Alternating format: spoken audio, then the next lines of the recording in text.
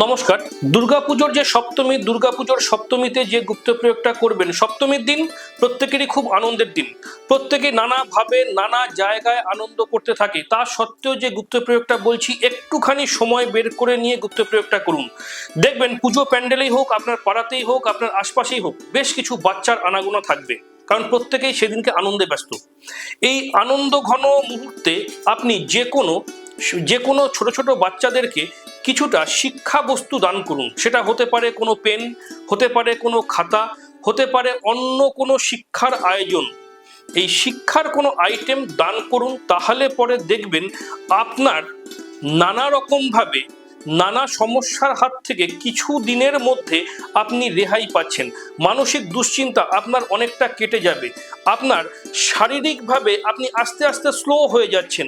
দেখবেন এই কাজটা করলে পরে খুব তাড়াতাড়ি আপনি রিলিফ পাবেন।